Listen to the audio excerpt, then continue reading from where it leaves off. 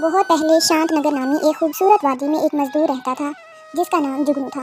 वो निहायत सादा दिल, मेहनती और दयानतदार इंसान था। इसकी बीवी और 2 बच्चे इसकी दुनिया थे। जुगनू जंगल से लकड़ियाँ काट कर सेठ को देता, जो शहर का सबसे बड़ा मगर सबसे ज़्यादा जालिम ताजिर था। सेठ दूसरों की मेहनत पर ऐश करता और हर महीने बहाना बनाकर मजदूरों की तनख्वाह काट लेता। एक दिन काम पर जाने से जुगनू को देर हो गई। उसने अपनी बीवी को बोला, तुम ऐसा करना, बच्चों को आज स्कूल छोड़ आना। मुझे आज देर हो रहा है, वरना सेठ बुरा बनाएगा। जिस पर जुगनू की बीवी ने जवाब दिया, अजी सुनते हो, मैं बच्चों को स्कूल तो छोड़ आऊंगी, लेकिन उनकी उस्तानी ने कहा है कि अगर 1-2 दिन के अंदर फीस जमा ना कराई तो अपने बच्चों को घर बिठा लेना। जिस पर जुगनू थोड़ा सा परेशान हो गया। जुगनू ने आह भरी और कहा, मैं आज सेठ से साफ साफ बात करता हूँ, चाहे कुछ भी हो वो इस महीने की तनख्वाह हमें दे। दोपहर को जब जुगनू और बाकी मजदूर सेठ के पास तनख्वाह लेने पहुंचे, सेठ ने कुर्सी पर बैठकर सिगार सलगाया और तंजिया हंसी के साथ कहा, उफ, तुम लोग भी कमाल करते हो। लकड़ी की कीमत दी है, काम में सुस्ती है, फिर भी तनख्वाह पूरी चाहिए। ख्वाब देखना बंद करो।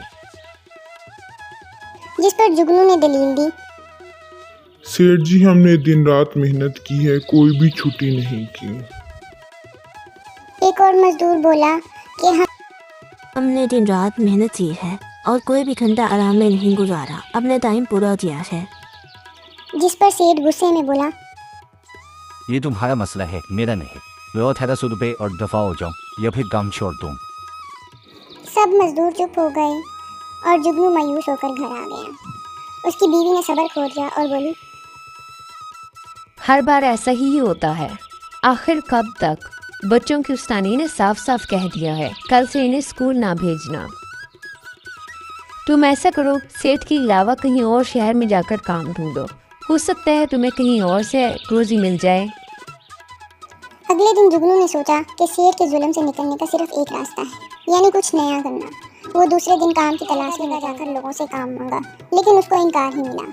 वापसी पर वो रास्ते में आ रहा था कि अचानक इस पर शेरों का झुंड चढ़ आया।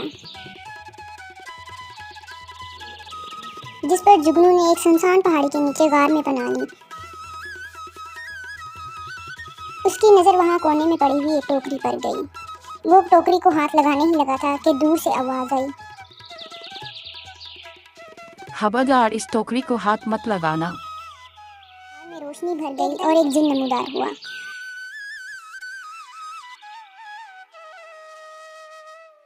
जिस पर जुगनू उसको दलील देते हुए बोला, देखो, बहुत माजरत के साथ मैं यहाँ से जा रहा था और अचानक से शेरों ने हमला कर दिया। मैं अपनी जान बचाने के लिए यहाँ पर आकर छुप गया हूँ। जिस पर जिन ने जवाब दिया, एक दिल इंसान, तुम्हारी ईमानदारी ने तुम्हें यहाँ तक पहुँचाया है। ये जादू टोकरी अब तुम्हारी है।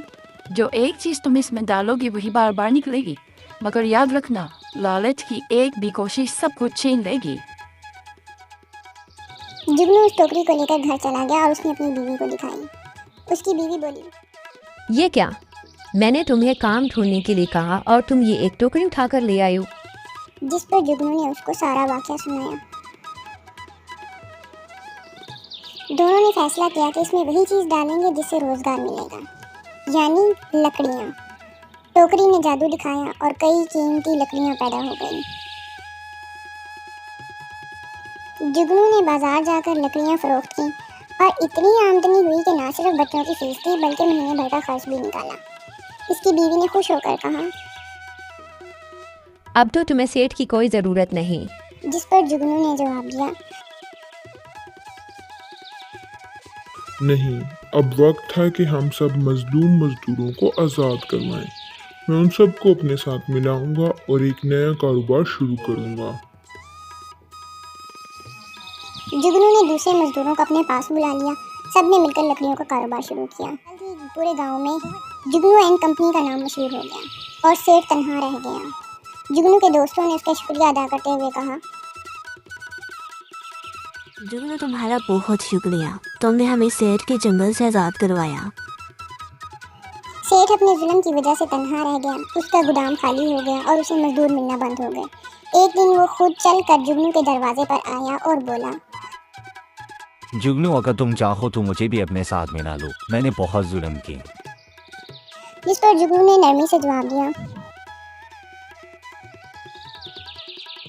सेठ जी, आपने सिर्फ पैसा देखा, हमने इंसान देखा।